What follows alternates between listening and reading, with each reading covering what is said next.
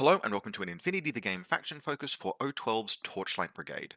In this video, we're talking about who Torchlight Brigade are, how do they play, what are their strengths, weaknesses, and general faction identity, before jumping into Infinity Army to go through many of the profiles that showcase those strengths. We'll then tie it all together with a sample army list that will give you an idea of how I would play the faction and how you might play the faction yourself. Now, just quickly, big thanks to channel supporters Christopher Bale and Ethan Thornton, both of whom have made the request in the past for Torchlight Brigade content. Guys, big thanks, this video is for you. For anyone else, if you would like to support the channel, just as a reminder, you can do so via the Buy Me a Coffee link in the video description or by becoming a channel member on YouTube.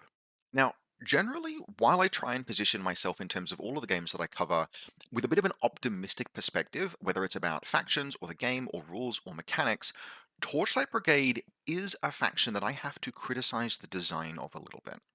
And I need to get these criticisms out of the way early because they are going to set the stage for doing the best we can to then actually genuinely give the faction a red hot crack and try and dive into the strengths of the faction as best we can, because it does have strengths.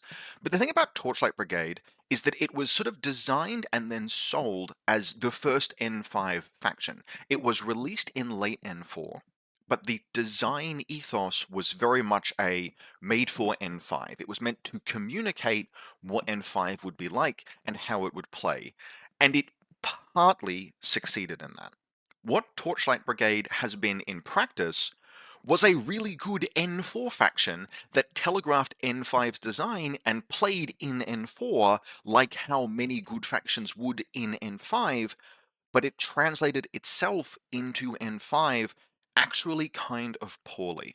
And the biggest thing that really limits Torchlight Brigade, and which we need to caveat to players who are interested in it, is that there are a lot of actually kind of not necessarily important, but certainly very central profiles that are not very good in this faction.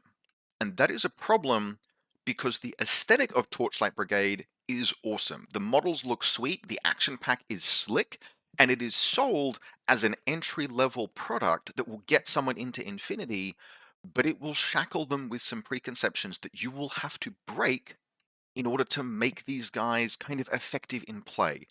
And that's a problem. That is the N3 JSA problem. Now, it isn't as bad as N3 JSA was. N3 JSA was a faction where the aesthetic was an absolute killer, but the learning experience for the faction was completely backwards, because the first thing you should learn in Infinity is how to take a gunfight. And the thing that JSA were bad at was how to take a gunfight. They were like this complicated, technical, close combat faction that needed you to learn how to use marker states and very limited resources and close combat. JSA was an onboarding and then immediate offboarding faction for many players who were interested in Infinity in that edition. Now, Torchlight Brigade are not as bad, but I'm going to have some very significant criticisms, for example, about Silverstar Rovers. And the onboarding experience for a Torchlight Brigade player who buys the action pack is to go, oh, I've got all of these things. I should make a Silverstar Rover link team because 3 of them come in the action pack, and I can build a link team of these Silverstar Rovers and then like a Hellblazer and a Wave Rider. Cool, that's what I'm supposed to do. Oh, for my first model that's in addition to the action pack, I bought Sonya LaCroix because she looks sweet. Why am I losing so many games? Why does my army seem bad? Why do I feel like I have a force that is just kind of smaller and less effective than my opponents? I don't seem to be winning gunfights, even though these are cool dudes with heavy machine guns. The Prime is the only model that is performing effectively, and it can't be everywhere, and it only has 2 wounds. What do I do? And case in point, I have one local player. He got into the game with Torchlight Brigade. He's a dad. He doesn't get to play every week. He comes out when he can. He turns up to events when he can. And he has wonderfully painted Torchlight Brigade, including, I'm pretty sure, 3 Silverstar Rovers. And thank God he has picked up Bakunin as a second army, because that is a faction that will actually let him learn the different parts of the game and insulate him a little bit against bad luck, and generally give him a better experience while he finds his feet, because Torchlight Brigade don't do that. And while the main problem is just those new player trap profiles, in particular the kind of mainstay elements that are new player trap, Silverstar Rovers and similar, we will just talk about a couple of other limitations before we stop, pause for breath, and then talk about the things that are actually good about Torchlight Brigade. So just in terms of other limitations, there is virtually no smoke or visibility control in this faction. There is very limited access to disco balls. There is one model with smoke grenades, and she is very expensive. She's good, but she's very expensive. So much of the time you will have to fight your way up the table, and there are only so many gunfighters to actually go around in the faction to let you do that. There are enough, but you do have that situation where you don't get to just throw a smoke grenade and advance. There's also only one MSV2 in the entire faction, and it doesn't have a particularly good weapon for clearing out hard targets, although thankfully there are plenty of good MSV1s. There is also just kind of generally the old O12 problem of lots of other profiles that are, oh, that's very balanced, but not unfair, but not super powerful. And that can be a little bit of an issue because most factions like trade on their strengths, try and minimize their weaknesses. You want some high watermark elements. Factions are defined by the things that they have that are super good. And in Torchlight Brigade, as in much of O12, there aren't that many things that are really super good. But this is less of a problem in N5 than it was in N4. There are a few bangers to be found in here, just as there are in O12 in N5. And that, I think, kind of segues us into talking about the strengths of the faction, because despite my criticisms about Torchlight Brigade as an onboarding tool for new players, there is some cool stuff to be found here. It's just not necessarily immediately obvious, and you have to dig for it a little bit. That's why they are a bad faction for new players, but they can be interesting and rewarding if you stick with them, or perhaps if you come to them as a second faction. So what is good about Torchlight Brigade? Well, one of the first things is the same as one of the things about them was really good in N4 has persisted in N5, which is that they have a really deep roster of very good 12 to like 20-ish point pieces. Now, that is not the same as having a deep roster of cheap elements. In a faction like, say, Combined Army and a few other places, maybe Yuqing, you will find good and very cheap pieces. Good 6-point pieces, good 5-point pieces, good 7-point pieces, good 9-point pieces. Having access to good 12, 14, 15, 18, 20-point pieces isn't the same in terms of how it can underwrite a faction's really expensive stuff, but what you can do with Torchlight Brigade is have a list that has just a ton of very solid kind of medium cost pieces. This gives you kind of an army texture that is sort of like what Military Orders wishes it was but isn't. Military Orders has a problem where it's not until you start really paying for troops that they get kinda good. But Torchlight Brigade can absolutely have a list where 10 or 12 or 13 of the pieces in your list are capable of really valuably contributing to some part of your game plan, because you pay maybe 14 points for something, but you get real 14 points worth of value. And what that means is that you are able to just afford, in most Torchlight Brigade lists, just one or two nice luxury pieces. Models that are a bit pricier, models that are a bit more of a flex, but which are like superstar regiments. Regiments you can spend a bunch of orders on, which will do big flashy things that then work in tandem with the good, solid rank and file that can spread the load and do lots of small amounts of lifting themselves. And this means that list construction for Torchlight Brigade really requires discipline. You have to really think about what your expensive pieces are and how you make them work. They're like 2 or 3 or maybe 4 kind of like expensive to medium expense pieces, stuff that costs, north of 30 points. But then you can supplement it with, provided you're disciplined about not taking too many of those, you can supplement it with a list that usually is able to play almost the rest of the things in N5 that are good. You should be able to make a list that has multiple solid gunfighters, good melee, mark estate pieces, good hacking, plenty of specialists for doing different missions, maybe even a combat jump piece in there as well, which gives you ultimately a nice, well-rounded, solid army that looks great and is capable of performing really well once you have discarded all of the trap profiles that encumber the new player experience. And so with that identity established as a solid, well-rounded, link-focused, covers many bases, good mix of defense, resiliency, and different types of offense, hacking and gunfighting and close combat, that identity established, let's jump into Infinity Army and talk through the profiles that you're going to want and the profiles you're going to want to avoid if you're playing Torchlight Brigade. Now, as usual, we are going to start by talking about our fire teams and then move on into things like midfield, solo operators, and then some interesting wildcard options that you could splash into a list. And that means starting by talking about Silverstar Rovers. Now, as a rule, usually during these sections of faction focuses, I just don't talk much about profiles I think are bad. But in the interests of this being a new player resource, I should explain why I think Silverstar Rovers are bad, and from there, how to build a Silverstar Fireteam. Because Silverstar Fireteams will still be a significant part of any Torchlight Brigade list, and in fact we will see two of them in the sample list at the end of this video. What is the issue with Silverstar Rovers? Well, the easiest way to explain that is by drawing comparison to Yu Qing's Zuyong Invincibles. Not in the sense of if you compare these two troopers, one is just better, but in the sense of why Zuyong's work and therefore why Silverstar Rovers don't.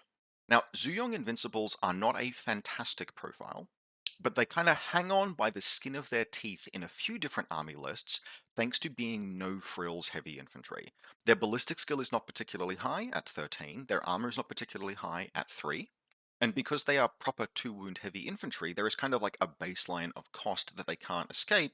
But because they're no frills, the cost is not so high that you can't make use of a reasonable number of them. And so, even though Zuyong Invincibles will never be fantastic performers, because they are just ultimately constrained by being just Ballistic Skill 13, just Armor 3, they are cheap enough thanks to their no frill nature that you can make them work in a couple of different factions that they appear in. Silverstar Rovers are like if you took Zuyong Invincibles, which work because they're a no-frills regiment, and then added a bunch of frills. Now, not all of these are bad. Having Riot Stoppers on profiles, that's a cool template weapon that can actually do some interesting things in games. But it does increase the cost of a profile, and when you couple it with the fact that every Silverstar Rover is paying for Specialist Operative, every Silverstar Rover is paying for that dodge and that jump 3, none of which actually really does anything because they don't need to be specialist operatives. It's easy to put good specialist in Silverstar links. They don't really need extra dodge distance. That is a superfluous skill. They could frankly even get away without the riot stoppers if it just kept them a bit cheaper, but because they have all of these things, and BTS 6 for example, all of these things baked into the profile, these guys are not no frills prices. They are expensive, particularly by the standards of N5 heavy infantry. And one of the great sins that the Torchlight Brigade action pack commits is that it packages 3 of these things in the pack. The correct number of Silverstar Rovers in most Torchlight Brigade lists is 0, and if you just, as a Torchlight Brigade player, if you just think, what else can I use these awesome models as? What can I use them to proxy as? What else can they do in this list? What can I have them pretend to be that isn't Silverstar Rovers? That is genuinely the first step to success with Torchlight Brigade as an onboarding player. And that kind of sucks, but that's it. This is like the big thing that sucks. There is other stuff in the faction that, yes, this profile is a bit of a new player trap. Sonia LaCroix I mentioned during the introduction, she's an example of that. She's not very good and is expensive for some reason. But if we put the Silverstar Rovers aside and we move on to the next thing that lets us form a Silverstar Link team, we get into finally the good stuff in the faction, and happily, actually, it's all pretty much uphill from here. So, you want to play a Silverstar Fire Team. Silverstar Fire Teams can be Duo, Haris, and Core, which is pretty sweet, that's very flexible. You have one each Haris and Core team and unlimited duos in Torchlight Brigade. And since we are not forming any of those link teams off the back of a Silverstar, you have to have a Hellblazer in every one of those links. You can form a Silverstar Fire team, either starting with a Silverstar Rover or starting with a Hellblazer, and we are going to be starting with a Hellblazer all of the time, because Hellblazers are actually just pretty sweet. Now, limited cover is a disadvantageous rule. It's going to make Hellblazers slightly, like, you don't want to gunfight with them if you can avoid it. But if they are in cover and take a hit, they will at least get the armor benefit from cover, which makes them just as durable against attacks that actually hit them as Silverstar Rovers. And the price point for these guys is much, much more appealing. Now, any of these profiles can work. They all basically do the same thing, which is be impetuous heavy infantryman that lets you form a link. And then if he gets into close combat, it's a CC22, martial arts level 2, explosive close combat weapon. And that explosive CCW is part of what is nice about Hellblazers. No, these guys are not going to beat martial arts experts. They're not going to fight their way past anything in JSA, for example. But if you connect them with a target that is not a martial artist, they will comfortably win those face-to-face rolls. They are durable enough to make the charge into melee, and explosive weapons hit really hard. 3 saves at power's probability of survival 6 absolutely leaves a mark, and the other armaments are nice as well. I will usually start with, like in any given list, I'm going to include often a couple of Hellblazers. And just a good standard thing to do is default to the light shotgun Flammensphere profile, and if you have 1 point spare, consider upgrading. Boarding shotgun is fine and nice, the Blitzen is fine and nice. I will usually vacillate between shotgun profiles, starting with light shotgun and then upgrading to boarding shotgun if I have the point spare. Now, don't underestimate the fact that those things have Flammenspears, for example. Because you're in a fire team, you will have the extra special die, and ballistic skill 12, burst 1 plus 1 special die firing off Flammenspears occasionally is going to produce random opportunistic 30-inch shots across the table, either in active turn or ARO, that connect with a template your opponent didn't really think about you having. That's often just randomly good and useful, particularly against a target that can't realistically fight back. Like if you draw a bead on some random combi rifle armed model that your opponent didn't think was going to be seen because you've run this fire team up a flank or something, don't be afraid to take random shots with things like the Flammen Spears with the Hellblazers, or even open up with a shotgun coming around corners as you close into close combat. These guys are just a really solid and efficient close quarters battle regiment, and the fact that they can form the basis of any fire team, one of in any fire team, is really good. Now, once we've added a Hellblazer to form the basis of our fire team, we then need at least one other Silverstar model in order to get duo bonuses, and that's usually going to be a Wave Riders Cyber Combat team. Now, these guys are just really solid, offensive utility hacking guys.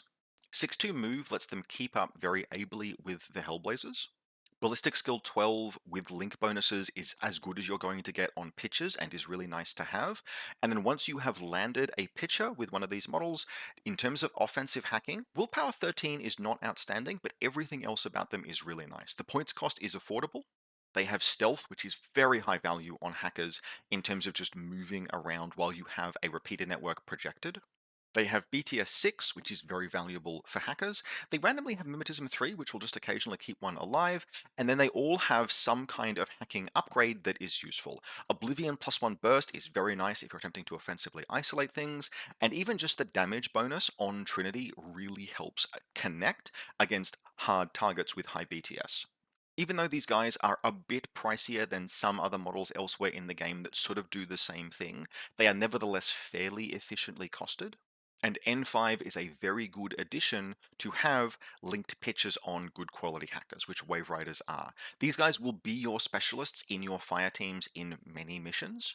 And often two of these as killer hackers, supplemented by some other generic hackers elsewhere in the faction, often using them as your turn 1 offense to go after and eliminate enemy hackers and establish hacking dominance. That is a really good first turn line of play, and the fact that Torchlight Brigade can do it is part of what lets them play a good solid hacking game that is up there, not with like the very best factions in the game, but the very next step down, and that is a good place to be. They are sitting in terms of ability to like launch offensive hacking actions above the average and really just below top tier off the back mostly of Wave Riders. Now, because we aren't taking Silverstar Rovers, and our first two models in a fire team are the Hellblazer and the Wave Rider, neither of which really wants to take a long-range gunfight, the third thing we should add to any fire team, in any Silverstar fire team in Torchlight Brigade, is a model with a gun.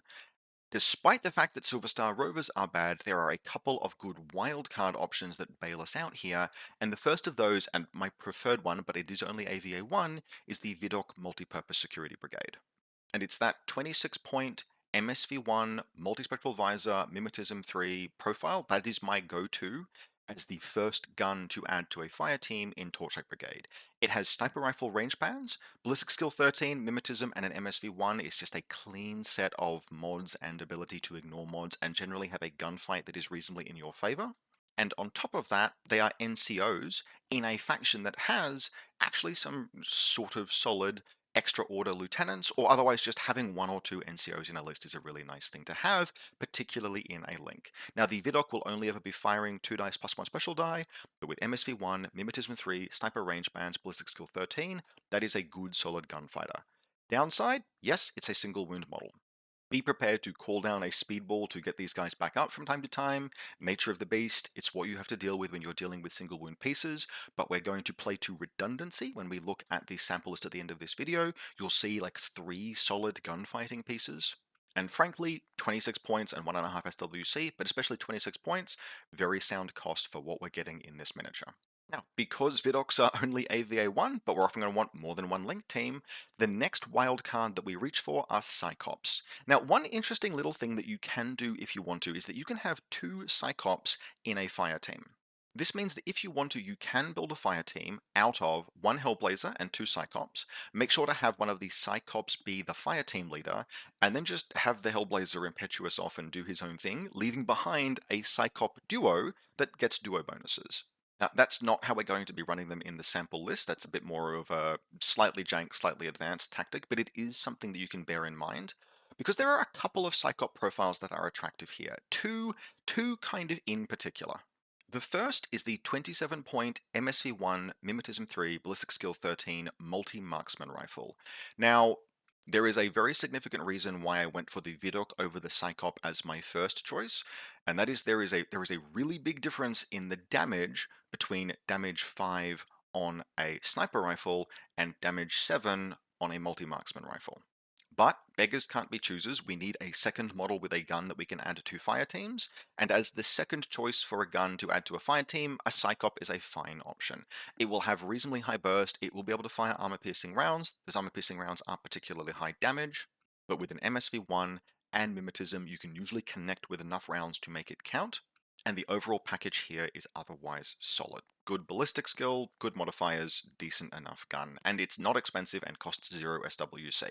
Now, if we're running a duo, we have the luxury then of picking a second Psychop, and at that point, my preference is to reach for the 23-point Psychop. Now, remember, I said if you're running a duo, what I mean is you are running a Haris team with a Hellblazer that the Hellblazer then leaves, but bear with me. The 23-point Psychop is difficult to add in as a wild card, but you could add it as, for example, the 4th member of a 4-person link team, or by doing the sort of like jank 2-person link thing that I mentioned.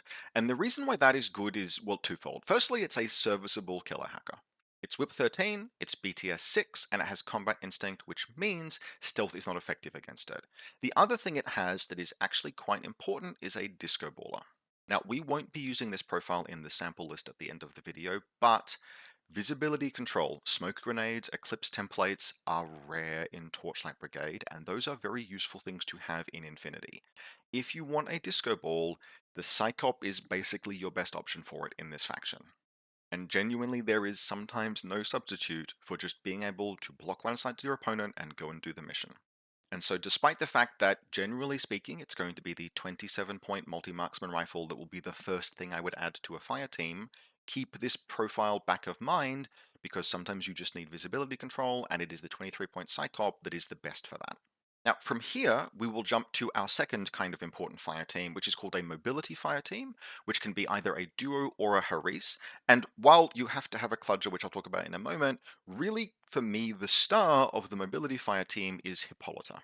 Now, at 38 points, she is absolutely one of the luxury pieces that you might look for in a Torchlight Brigade list. You cannot include multiples of pieces that cost this kind of points cost. Usually you'll be limited, in my experience, to maybe 2 models in this points range.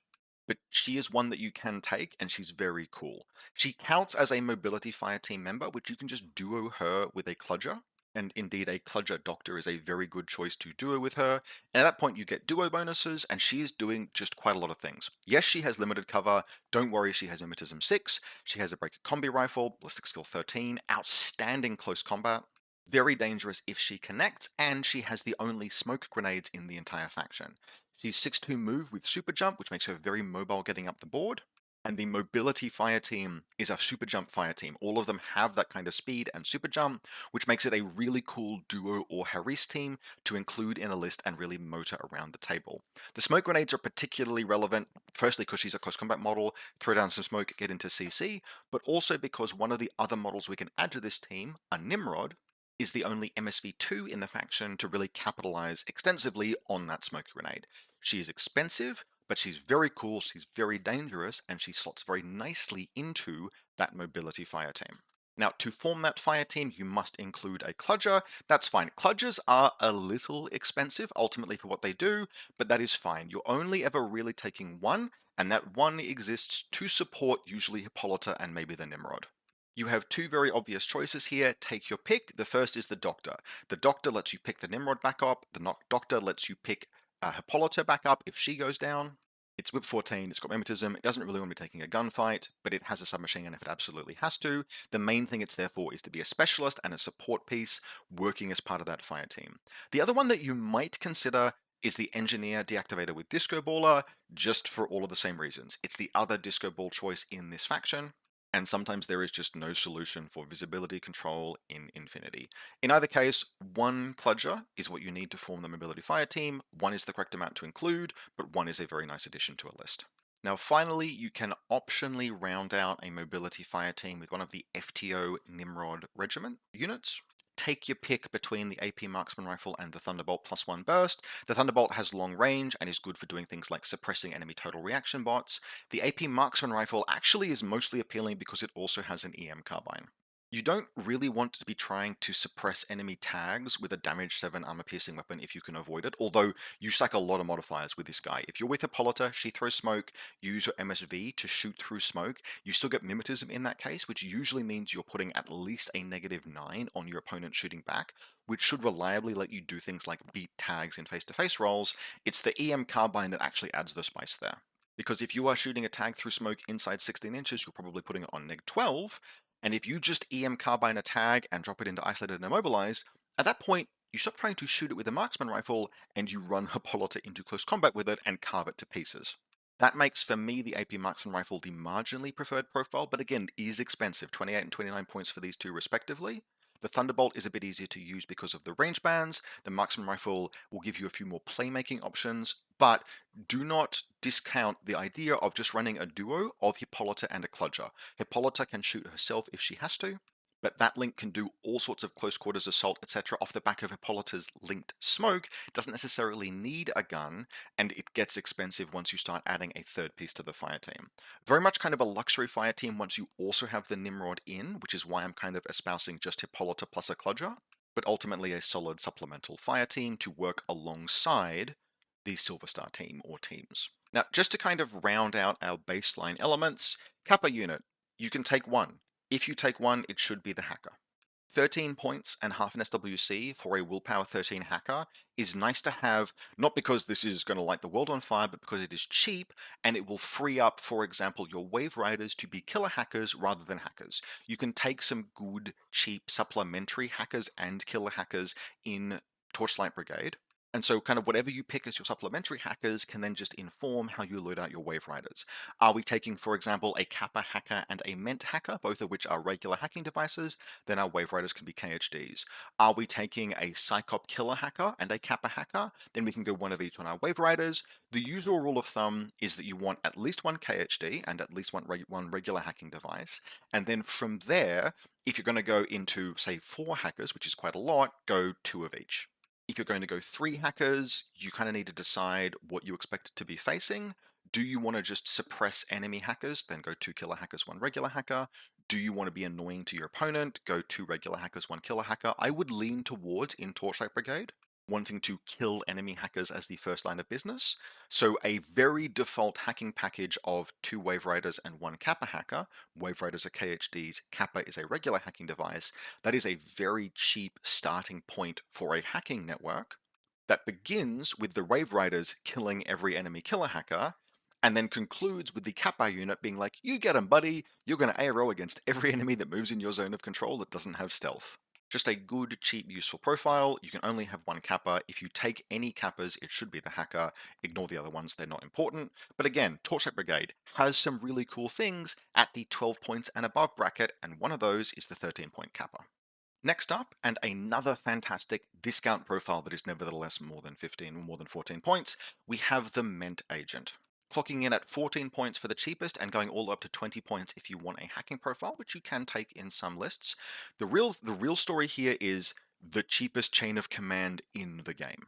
Now, there's some other stuff going on with this profile. Frankly, it's not particularly important. Is a +1 burst heavy riot stopper and an assault pistol a good loadout? Yes, actually, that's surprisingly solid. If you get the jump on something, you can fork the riot stopper with a burst 4 weapon. That's fantastic, but it's not why we are here for the Ment. The reason why the Ment is fantastic is that 14 points is almost line trooper level cost, but it means you can take an active or telegraphed or risky lieutenant without worrying. This is a fantastic profile. It's one of the things that actually defines O12 generally, and you should almost always have, bare minimum, the 14-point Ment officer in any list. Incidentally, these things can join fire teams if you want to. Doesn't really do anything, usually will be hiding in the rear with the gear, being just one more model nestled as far back in your opponent's zone as possible that your opponent has to kill if they ever want to put you in loss of lieutenant. Very, very useful profile. Get one as like the immediate purchase in any Torchlight Brigade investment. Just find something to use as the Ment and just windmill slam it into every list. Now, another mostly good profile that is also a point of significant personal frustration are Raven Eye officers. Now, ignore the chain of command, we have Ment officers for that. You do not pay 18 points when you could pay 14. But the 12-point profile, usually with EM mines, is actually pretty interesting. 12 points for a specialist who can incidentally join a link and drag that EMRAT and those EM mines upfield if you want to, is very reasonable. It's basically just a generic order trooper, but with some cool benefits, and one of those benefits is that you have mine layer and EM mines guarding your deployment zone. That offers you some really solid defense against things like Sujan attacks, for example. That's just nice to have, and it's usually, if you have a troop slot and some points, and you want an order with some benefits, Raven Eye officers are an excellent choice. Now, I also need to mention the Lieutenant profile. Positive and negative connotation. The positive thing about Lieutenant profile is that 17 points is not unaffordable, and there are some good NCOs in this faction, and having +1 Lieutenant order when you have, say, for example, a Vidok sniper with NCO at the head of one of your link teams, you are paying effectively 5 points for an extra order, which is not actually a good cost to pay for an order, but it is an option if you want to reach sort of like high watermark order counts. It comes with the other benefits of a Raven Eye, which is nice, but it does come with the significant problem of having the Hollow Mask piece of equipment. Now, I am certain that someone on the Corvus Belli design team thought this was really good, but it's actually a fucking nightmare. And the reason why is that it immediately telegraphs that the Raven Eye is your lieutenant, because there is just no way, if you want to use Mine Layer, and you do want to use Mine Layer, you have to put the camouflage marker somewhere down near the Raven Eye. The Raven Eye can Hollow Mask, but he can't Hollow Mask as a Raven Eye, because he'll be Hollow Masking as a Raven Eye with 3 mines, because you can't editorialize Hollow Mask profiles. You can pretend to be something else, but there's only going to be so many things that could be hanging out near that EM mine that could feasibly be a Mine Layer with Hollow Mask, and you can't even not use the Hollow Mask because the Hollow Mask state gives you private information. The Hollow Mask piece of equipment doesn't, and only the Lieutenant Raven Eye has a Hollow Mask. Now, all of this would be horrible if the Ment Officer didn't exist, but happily, the Ment Officer exists. So the fact that you have the most telegraphed Hollow Mask Lieutenant somehow imaginable is actually just not a huge deal, because you have 14-point chain of command. And the presence of this 14-point chain of command means the Ment puts this stupid Hollow Mask profile on its back and just carries it all the way to Mordor, which means that despite everything, despite the horrible lack of operability of putting this Hollow Mask on the Raven Eye and all of the rules questions and everything that it comes with, you can still pay 17 points for a +1 order lieutenant in a faction with good NCOs. My very strong advice, if you are a new Torchlight Brigade player and you want to play the Raven Eye Lieutenant Officer, just don't use the Hollow Mask. Just put it on the table and point to it and say, this Raven Eye has a Hollow Mask which I'm not using. That means he's my lieutenant. I have a ment officer over here, which means I have chain of command. Opponent, you now know everything that you need to know. This is all stuff you could have inferred anyway if you paid attention. We've had this conversation, and because you know I have chain of command, you probably won't bother going after and killing this model, so we can just get on with the game. This is a profile I find deeply annoying on a personal level, but which otherwise works. It's a forward observer, it has a deactivator, it's got mine layer, it has EM mines, it's a bunch of stuff that is useful, and the lieutenant profile in particular is +1 order in a faction with NCOs, so it's fine. It's annoying, but it's fine, and sometimes paying 5 points for those extra orders can be worthwhile, although I would note that there are plenty of other good lieutenant options in this faction, including just a regular 1-order lieutenant that is good because it is a good profile. We'll see that in a bit. Now, moving on from our fire teams, but continuing with the theme of good, cheap little dudes that help get this faction up to 15 troopers while doing something useful, we have Moonrakers. In addition to the miniatures just being the coolest little guys, these are excellent. These are just very good, cheap profiles. They forward deploy 8, they have mine layer with shock mines, a heavy shotgun and an adhesive launcher, which means you will almost never spend an order on these guys. You will just deploy the Moonraker and the shock mine somewhere where both will be annoying, and at some point during the game, your opponent will go for a discover or will walk through on a site, and you will take an adhesive launcher shot, usually that threatens to brick your opponent's entire turn. Because they're ballistic skill 11, usually they'll miss. That's not the end of the world because you do not need consistent high level performance from a trooper that is 15 points. The mine and the regular order alone are almost worth that cost because a forward deploying mine is very useful.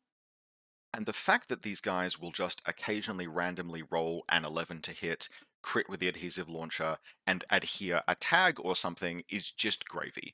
Don't expect great things from them. Most of the time, what you will do is get 15 points that generates 3 regular orders over the course of a game, and might maybe at some point do something really cool. That is more than you can expect from many 15-point troopers. 2 of these in every list, unless you're playing in an exclusion zone, and frankly, even then. 2 Moonrakers in every list, you will not be disappointed. Now, because we've just said you should probably take 2 Moonraker mine layers in every list, that means we have 4 Mimetism 3 camouflage markers in the midfield, which means that you have an ample opportunity to add in other Mimetism 3 camouflage marker models to hide in amongst that fog of war that you have created. And that means that this is a faction that genuinely warrants us talking about the Beast Hunter. Now, Beast Hunters are it's never bad. Beast Hunters are just fine profiles. 15 points, I find, can be a little bit expensive for a troop that will sometimes underperform, because their close combat is not actually very good, and a single heavy flamethrower can be a bit difficult to connect with. But putting just one of these guys in amongst the sea of Moonrakers and Shock Mines gives you a model that can just occasionally either take a Panzerfaust arrow that your opponent didn't expect, or a heavy flamethrower arrow that your opponent didn't expect, or actually go into active turn and maybe do something. And if they do go into active turn, Super Jump is a really, really useful skill. They can and will get kills, and there are so few other irregular models in this faction that even if you just, for 2 turns in a row, have to convert the Beast Hunter's order regular, you'll usually have the command tokens to do that. I do not talk about the Beast Hunter much in many of the other factions that it's in, because for me, the quality of the Beast Hunter is very proportional to the fog of war, like the sea of camouflage markers that it gets to join and whether they outperform it. But in this case, you have camouflage markers from the Moonrakers and want a cheap active camouflage marker, and the Beast Hunter is one of those. It's a very nice addition to the faction. Now, on the more expensive end of things to hide in amongst the camouflage markers, we have Striders, scouting forward units.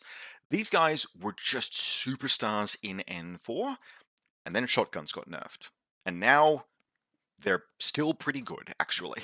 Now, ballistic skill 12 is a little bit limited, but they are tough with shock immune and no wounded cap.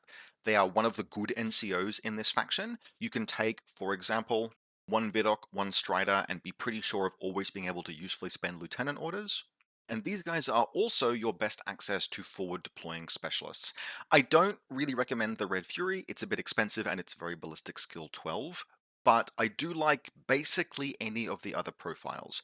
They are all specialists. I prefer, frankly, the light shotgun still, despite the fact that it has lost the templates. The fact that it can move around the corner and fire 3 dice on 18s puts it significantly ahead in terms of lethality, even with a low damage shotgun, just the accuracy it gets firing at short range with a +6 modifier weapon just helps compensate for the ballistic skill 12 in a way that a submachine gun doesn't. So I think I prefer the forward observer light shotgun +1 burst, but really the mine layer profiles are still mine layers and they're not terribly expensive.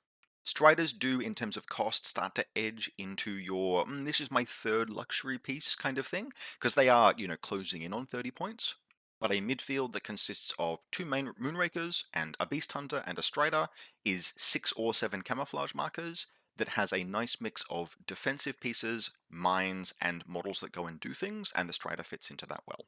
Now, I will also mention Clandestine Action Unit Nightshades, which are very expensive, so for single wound pieces, but can offer some pretty high lethality options. These guys are effectively ninjas. They have true hidden deployment, they have mimetism 6 and camouflage, and they have melee stats that are frankly very good at kind of like predatory work. CC22 Martial Arts 3 is good enough to reliably, particularly with surprise attack, beat any non-expert. Frankly, that is like good melee expert kind of level.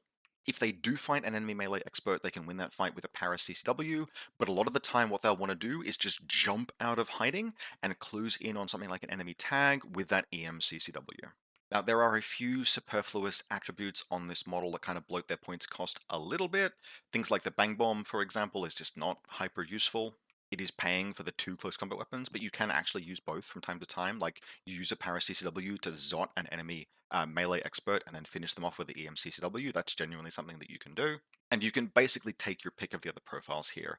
I think, frankly, I prefer the mine layer of any of them. I don't really want a piece like this to be a specialist, but if you want to take the KHD, that's totally fine. But really the goal here with these guys is assassination. You need to carefully figure out where it is on the table you want them to go to have attack runs on the enemy, and then you basically use them like a beast hunter with way more mimetism and close combat that will actually thoroughly demolish whatever they connect with.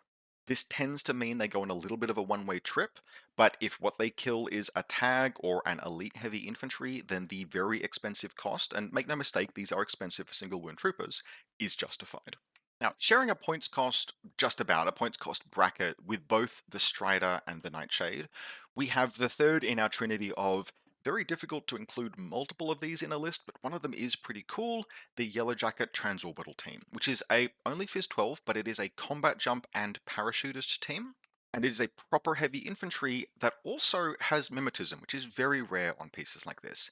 Now, it's only ballistic skill 13, but frankly, even just that 25 point boarding shotgun, boarding pistol profile is genuinely capable of making a mess. It can land or parachute on. It then has super jump with jet propulsion, which makes it very mobile and surprisingly quick. It is actually not necessarily easy to beat in a face-to-face role because it's mimetism, ballistic skill 12 with a boarding shotgun and a template weapon. And if it does get hit, it is armor 3 BTS 6 with no wound, incapacitation, and shock immunity. That makes it able to do things like trade with template weapons, take a wound and carry on fighting, and actually really make a mess of your opponent's lines if they aren't stopped by hacking. Ultimately, especially the 25 point, like either of the 25 point profiles, is very efficient for what you get in that respect. With the biggest downside being that only being Phys 12 for combat jump is a little bit unreliable. There are ways and means to mitigate that, assisted jump supportware, just using parachutist, etc. They are just expensive enough that just YOLOing it on Phys 12 and hoping to land is a little bit hair-raising. And so for that reason, they are the third troop that I mention after Striders, after Nightshades, in terms of like kinda expensive pieces that you can do significant work with. But the Yellow Jackets, particularly in scenarios where, say, there is an exclusion zone that they can just choose to auto land in contact with the exclusion zone in the current ITS season, or just being quite judicious with your use of Parachutist, for example, can absolutely do some work. They're also very cool models. They should be on the radar of Torchlight Brigade players, even if they aren't used super constantly. The fact that you have so many mine layers in this faction lets you kind of disguise their presence a little bit as well, which is very nice. And ultimately, especially the 25 point profiles are quite affordable. Now, finally, it is time to talk about the Silverstar Prime. The big guy himself. You get this guy in the action pack, and thank God you do. Now, 53 points is not cheap, But this is a grab bag of skills, abilities, and attributes that just make him the best gunfighter in the faction. And this is a faction that really wants to have some good gunfighters, right? We've spoken about how there's just not that much way to do things like throw down smoke or throw down eclipse. There are a lot of cases in this faction where you need to shoot your way forward, and that means you need a model that can suppress enemy position so other regiments can advance. And the Silverstar Prime is just the best choice you have for that. There are other elements, right? You have other guns. We've talked about plenty, and there'll be more to come. But this guy is just clean and efficient. He is the highest ballistic skill in faction at ballistic skill 14. He has a negative mod that isn't that easy to ignore with ballistic skill -3. So when he shoots people, they have a -3 in their face-to-face rolls, unless they have the Warhorse rule. And he has an MSV1, which means that even if he's up against mimetism, no problem, he can deal with that. He has tactical awareness on top of that, and can be a lieutenant profile, and he's a very good lieutenant profile, particularly with the Ment agent giving us chain of command. At Silverstar Prime doesn't have extra lieutenant orders, but it's like having an extra NCO, because yeah, he's going to spend his lieutenant order quite a lot. And finally, on top of all of those things, Armor 5 BTS 9 is just really solidly durable. He isn't easy to close in on and kill because he has a heavy riot stopper and a heavy pistol. The heavy pistol benefits from all of his ballistic skill attack skills, etc. Just a really good piece. Not necessarily a model that should be in every single Torchlight Brigade list, but you will never see me criticize at least the first Silverstar Prime that gets put in any list. There are availability too, including two of them is difficult. This is not a faction that likes putting a second 53-point model in a list, but it is absolutely an option if you're so inclined, and it isn't a bad investment. It just makes the list construction, because so many other things in Torchlight Brigade, they aren't 7-point cheap, they are 12 or 14-point cheap. A second Silverstar Prime causes compromises that can be a little bit challenging, is viable. The first one, almost always a good idea, because there is just no substitute for having a really, really good gun, and he's a really, really good gun. Now, the likely competition in some lists with the Prime are Wreckers, Fire Recon Armored Squadron. These guys share the same base size, they're a little bit taller than he is, and they are mostly similar in price bracket. Some are more expensive, some are cheaper, and that comes with some trade-offs. They are worse at gunfighting. They are only ballistic skill 13, they have no modifiers, which means that they are just lap of the gods trying to win face-to-face rolls. But if they win face-to-face rolls, they can absolutely leave a mark. All of their attacks have armor piercing, and that means especially if you spool up with the cheapest of those profiles, the heavy rocket launcher +1 burst, you have armor piercing continuous template weapons with ballistic skill attack SR -1, which means you only need to get lucky once to really do some damage. These are also remote presence tags, which makes them easy to repair. They have tactical awareness just like the Prime. Armor 6, BTS 9, and 3 structure makes them quite durable. Especially for, in the case of the cheapest one, only 51 points. That's cheap. That is very cheap for that many wounds, that level of durability. And the cost of that cheapness is ultimately the fact that they are only ballistic skill 13. That's the big downside. If you find yourself comfortable with that, if you're like, nope, I'm going to spend the orders until I win the face-to-face roll, I have the wounds, I have the armor, I have the BTS to do that, then these are fine profiles. You can run lists that are 1 Prime, 1 Wrecker. You can also actually quite viably run lists that are double Wrecker. They can duo, and 2 Wreckers in a duo gets +1 special die. Now, they aren't the only faction that can do that, but this is possibly one of the most fearsome light tag duos in the game. There are things that compete, but there are not things that compete at this price point with a pair of heavy rocket launcher wreckers. That is 102 points, which is, yes, to be fair, more than a third of your list. But with 3 dice and 1 special dice, and 1 dice plus 1 special dice in ARO, you actually have a weird and surprisingly viable kind of like offensive skew there that can also do dangerous defense. It has 2 tactical awareness orders. It takes a lot of air out of the rest of your list. It is difficult to accommodate the 2 wreckers in this faction in particular because, again, just as we talked about with the Prime, the really cheap stuff in this faction is not really, really cheap. It is cheap but effective for, 12 to 14 to 15 points. But if you do have your hands on a couple of these, it is worth considering a wrecker duo as maybe not necessarily the most optimal setup, especially for any mission that has a lot of it's very order intensive and it needs specialists and etc. But just as a go and break shit fire team, it's pretty solid at that. I prefer the Silverstar Prime as my first gun in a list because he is good at winning face-to-face rolls, and I value that. But if you are willing to roll the dice a little bit more, The Wreckers are the profile to do that with, and they will reward you once you win a fight with particularly the HRL profile, an awful lot of damage. Now, we're going to mention just a couple more profiles in terms of kind of like interesting wildcard options that you may want to consider. And the first of those is the Firebat Attack Wing. It's the first vehicle that was revealed. It's a pretty cool model. I am not 100% convinced on the profile. That basically goes for vehicles in general. Yes, that includes the GoPod. Yes, that includes the Red Eye. These aren't like, there is no vehicle, there is none of these Silhouette 7 no cover miniatures that I am convinced is really good. But the Firebat is probably about the third on my list, particularly beneath the GoPod and then whatever else is occupying second, that is at least interesting to think about. Now, despite the fact that it's Armor 3 BTS 6, it's not durable. It has the no cover rule, and that sucks. It's effectively Armor 0 relative to a model that can claim cover, but it has Mimetism 6, and especially the 36.0 SWC profile is an interesting mix of weapons. It's got nothing that fights between 8 and 16 inches, but it has a Thunderbolt +1 burst and a Submachine Gun +1 burst. All of those are extra damage thanks to BS Attack SR -1. And this thing moves 9 inches on the first short skill with Super Jump. Combining that with gunfighting lets it move, shoot, and scoot at quite a significant variety of ranges. Particularly the ability to move like 4.5 inches up into the air off of a Silhouette 7, 4.5 inches back down, and take plunging fire with the Thunderbolt. Even the Red Eye doesn't necessarily have range bands that compete with that. You do have the heavy rocket launcher on the GoPod, which is probably why the GoPod is maybe a little bit preferred over the Firebat. It's at least worth considering.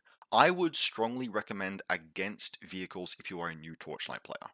Hiding that Silhouette 7 takes a lot of learning, and if one of these guys gets caught in active turn by your opponent, it's dead. It's super dead. MSV2 and smoke shooting is something that's really good in this edition, and so that means people will often have those in lists, which means Mimetism 6 is not protection for a Firebat against a piece that might be hunting it in their active turn. But if later on, once you are a bit further along the learning curve, you wanted to experiment with them, then at that point, once you kind of have an idea that you need to hide this thing until it's time for it to attack, could be a very cool and interesting piece. Again, I think it is probably not the strongest vehicle, and I think vehicles as a class of unit are not the strongest class of unit. That includes GoPods, but is at least worth experimenting with from time to time. It's 0 SWC, if nothing else, even if 36 points is a little bit expensive. Now, finally, we have Jamie Arantes. Either Jamie profile, but we're going to focus in this instance on the Silhouette 4 one with guard, just because I think those kind of things are cool. I have no idea if she's good. In fact, I suspected at 49 points she's probably not, but hell, run her at some point anyway. Ultimately, she's a 2-wound model with mimetism and a plasma rifle. And she has +1 order lieutenant, which is very nice in this faction. That can't possibly be that bad. Now, she has a bunch of other stuff that is kind of just like bloat that's going on. Guard is a very, very nice skill, but her close combat's not quite good enough to really make use of it except defensively. Whatever, that's fine. Decoy is probably not going to keep her alive because she's on a fat-ass base trying to make use of forward deployment. That is not easy.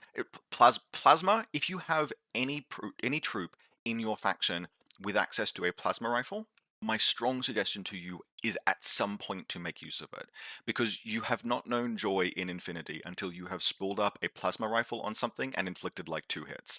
And just gone, oh, it's a template weapon, and it hits your armor and your BTS, and so nothing is good at defending against it. It's just wonderful. The fact that she's got 2 lieutenant orders is nice. We pretty much want to always take the LT profile and a 14-point ment. Ultimately, 49 points is shockingly expensive even with 0 SWC. But I don't care. I can't not recommend a model with a plasma rifle, at least to try at some point. Just for completeness, here is her NCO at FTO profile. Again, take Lieutenant +1 order, probably. There is a parachutist, but that seems like that's shockingly expensive. I think you just take the FTO Lieutenant profile, slap her in as a gun in a fire team, take the Burst 3 +1 special die, Mimetism, Plasma Rifle, all the way to the bank. Is that worth 49 points? Probably not. Good lord, that's expensive. And this is just not a faction that can afford that kind of luxury piece, but Plasma is too fun not to use. Give her a shot at some point. Now, wrapping all of this up, we have our list. This is a list built for very general play. You could play this in just about any scenario, possibly up to and including, well, maybe not Biotech 4. I really wouldn't want to play a confused deployment scenario with this, but pretty much anything else you can feasibly take this in, and I would feel reasonably comfortable in it.